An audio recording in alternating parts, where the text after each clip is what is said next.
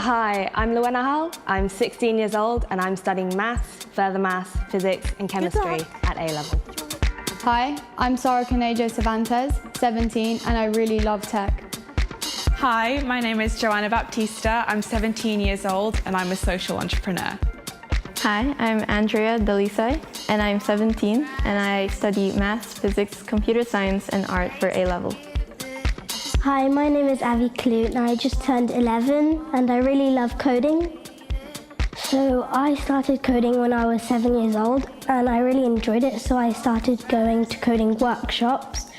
When I was 13 years old, I entered the AstroPi competition, which required that I coded an MP3 player that would work in space.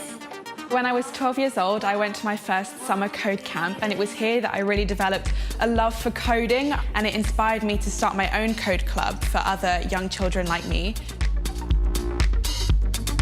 The name of my robot that I made for the coolest projects is called Voiceatronics, and it's a voice command robot. I raised £1,000 to give 15 girls at my event free computing kits. Computer science only came around due to maths. It's really interesting to see just the fact that maths just builds up this new topic which everyone's surrounded by. Equality in tech is really critical because tech is used by everyone. I think male and female involvement in tech is really important because they both have two different sides to say and share their ideas. AI is something that hasn't existed before, and this is an opportunity to create a new, equal environment. The future of AI is dependent on non-gender biased data. AI is responsible for so many important decisions that should be able to treat people fairly and equally. I'd like to see AI used more in health. I feel like medical purposes is where AI can really shine. I'm really passionate about promoting AI as something that's good and not something that you need to be fearful about. I think there's always a side to everything that can be scary, and we're often led to believe the worst in things. We need to ensure that women all across the world have education to a good standard in which they can go and achieve what they want. They should never be doubted upon just for being women. When girls have access to education, everyone is better off. So International Day of the Girl really celebrates young women across the world, and not only the young women, but the people who are championing their cause, who are promoting women and their successes and their abilities all over the world. It shows our achievements as women in technology and that we can do anything we believe in. I would say for anyone else who wants to start coding or wants to try learn it, you have to start doing something, not just waiting for someone to tell you. No matter what background you come from, where you're from, what language you speak, there's always a place for you. I would say it's never too late to make a change. It's never too late to start. So grab every opportunity you can, because you'll never know where it takes you.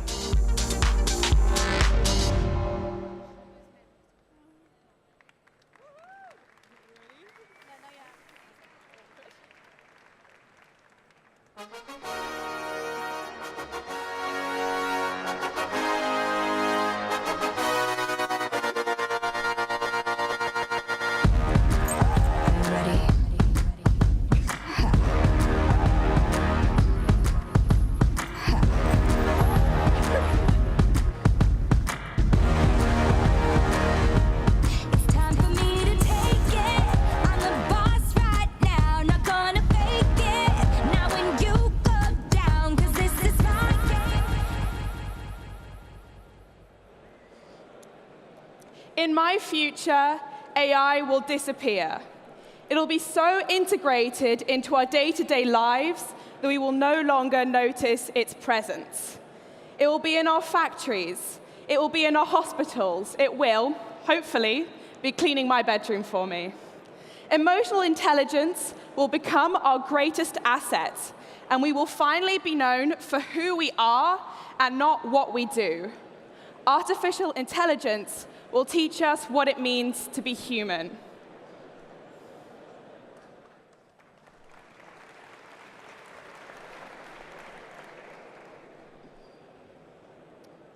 In 10 years' time, AI will be as common as in our day-to-day as electricity is today. It will be at the heart of human existence and make the world smarter and better.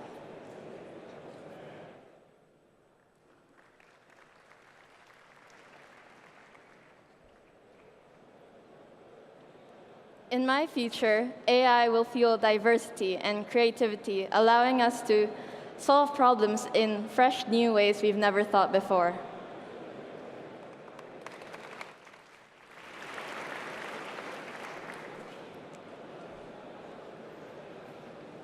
In my future, AI will become an invisible part of regular business systems. Just another IT innovation. You have PC, computer, internet, smartphones, AI, you know. Who could have even imagined the jobs that didn't exist only 10 years ago?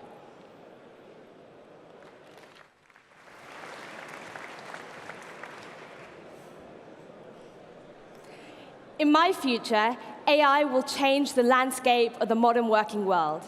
Aspects of all jobs will be changed, shaped, influenced by the rise of artificial intelligence in the workforce. The disappearance of the current jobs we have and the creation of new and exciting jobs not even thought of yet will be key changes in my future, which is why I believe that the future of work lies with AI.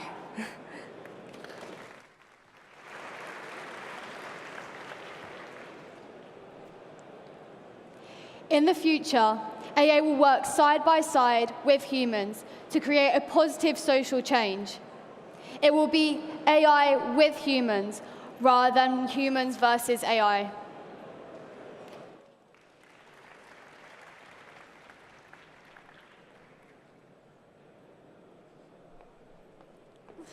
Please, come sit.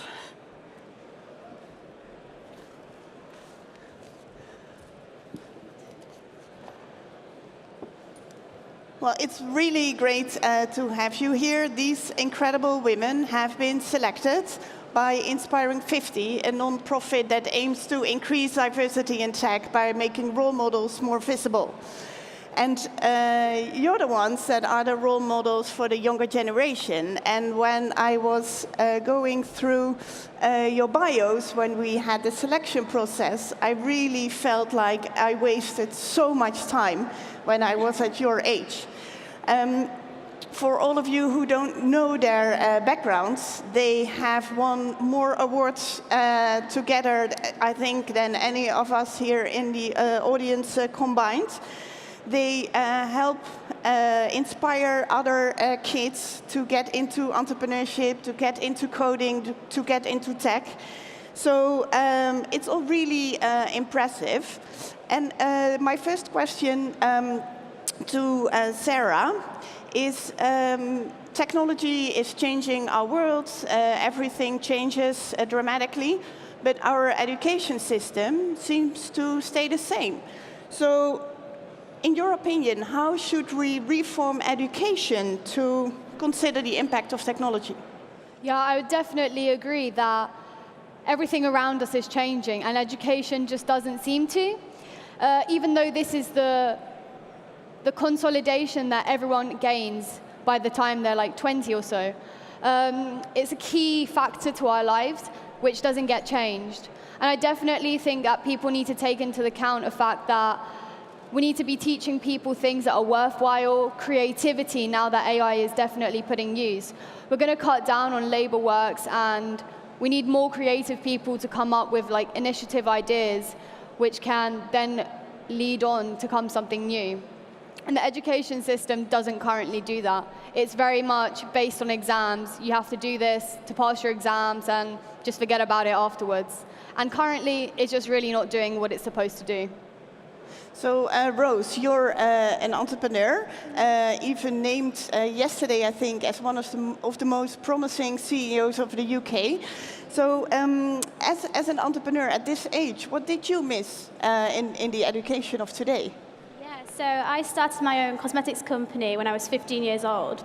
And even then, being the part of the generation we're in, It was an add-on to the curriculum in school. It was a competition that I had to go out of my way to do extra time out of school to do, and therefore not as many kids got involved with it.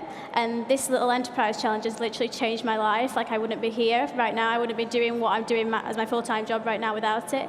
I think encouraging entrepreneurship is also about leadership and also encouraging tech, as I don't think I would have been able to make my business succeed to the extent it has without technology being there. And if we can learn about that and educate children from as young an age as possible, that would be really ideal. So, what do you think education, how it should change to accommodate the future? Well, now I think that it's good that schools are using technology in classrooms to teach students, but many of these schools, they just focus on using technology instead of teaching it. So I think as students, instead of being passive users, we can become the creators. So I think schools' education systems need to include computer science in the core curriculum from a young age. Computing can even be integrated into different subjects like maths and sciences, which make it even more relevant and more practical for today. Yeah, what I really like about what you do is that you combine technology and creativity. And I think very often girls feel that technology is boring and not creative at all. And I think you really prove them that it is different and that they should look at it in a different way. And I also think the technology world needs more creative people to think about problems in a different way. So you already commented a little bit about it, but Louina, how does the future look like with AI? Are we still relevant as people, or will our lives be run by robots? So, I like to think of it in a more optimistic way.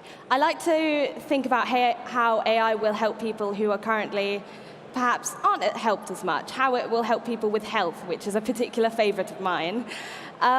So what I like to think of is I like to think that AI will help older people, so to give them more independence, so they can stay in their homes longer, which leads to happier people, so a happier population, and it reduces this kind of overbearing weight on the health system that we currently have. So that solves an economic problem. So I like to think of the different ways AI can be used, more importantly, to help the people, and also how AI can be used to help us as all of the countries of the world. So I don't like to think of it negatively. I like to think of the possibilities. It's always good to focus on those key aspects of what it means to be human, helping people. That is what it means to be human. So, Jasmine, are you as optimistic? I like to think so. I think I agree with what Joe said earlier in the sense that I hope that AI will become as ubiquitous within society that you won't even need to talk about it. Everyone will know what it is. Everyone will be using it. But I think what I want to see is that everybody will know how to make it, because I think we have an issue at the moment with electronics where everybody knows how to use a smartphone, but could everybody build an iPhone app? So Joanna, then to you, you're a social entrepreneur. Do you think AI will really help us fix the big issues we have in the world, or will it make it worse? So I'm a really passionate believer that every new technology, every new thing comes with the positives and the negatives. So it's clear to see that AI does have some risks that we need to be aware of, some ethical issues. But it's also really important to look at the positives it can do, what we can do with AI. And I think that social enterprise, social initiatives is a really big area of that. Especially in developing countries, third world countries, there is so much potential that can be unlocked by using AI to learn more about them, to empower people. If we put the power of AI and technology in their hands, it can open up their world to so many more opportunities which they don't currently have. Okay, then one question to all of you, and please answer it very short. If you could create AI to do anything, what would it be? I would love to help make AI understand emotional intelligence, be able to be a friend, be able to talk to you, converse with you, sometimes the world can feel incredibly lonely. It's really easy to feel like you don't have a path and you don't have a way, and to have AI by your side or to have something or someone by your side would be a really cool thing. Yeah, for me, it would be in business, being part of the manufacturing side, and how we can incorporate that to get production as efficient as possible.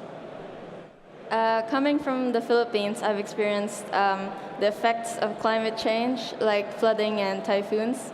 So if I were to create anything with AI, I would make a system that would predict how storms would interact with the landscape and how it would affect people who live in the area. And using these huge amounts of data and machine learning will definitely help communities and the government prepare better for threats like flooding. I would like to either reverse or improve the effects of climate change, because I feel that it's really important to preserve our planet and the resources we have for my generation and generations to come.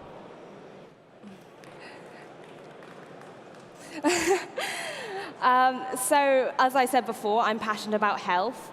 So I would probably, ideally, like to design something that could help with diagnosis of strokes, which is personal to me, as my grandmother actually, she suffered greatly because no one was able to diagnose these stroke symptoms quick enough.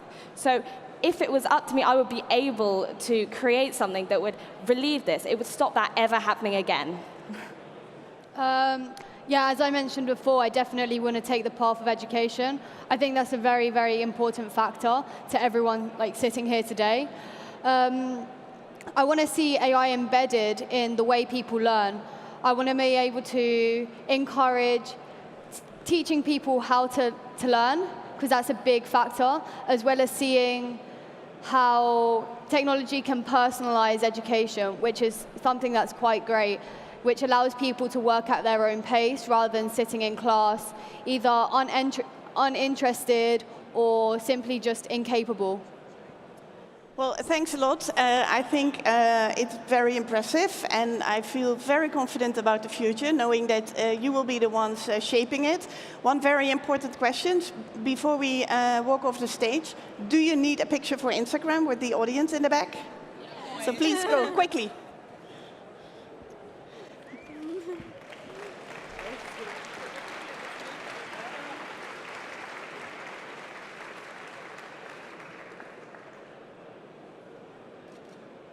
Thank you. Thank you. Thank you so much for that fantastic cosmetic business by the age of how old are you? You're so annoying. You're so annoying. Will you post that picture on Twitter? Yes. What's the hashtag? Oh no. Hashtag InspiringJuniors. InspiringJuniors. Also add to that WSAI 18. Congratulations. Well done. Give them another round of applause, please.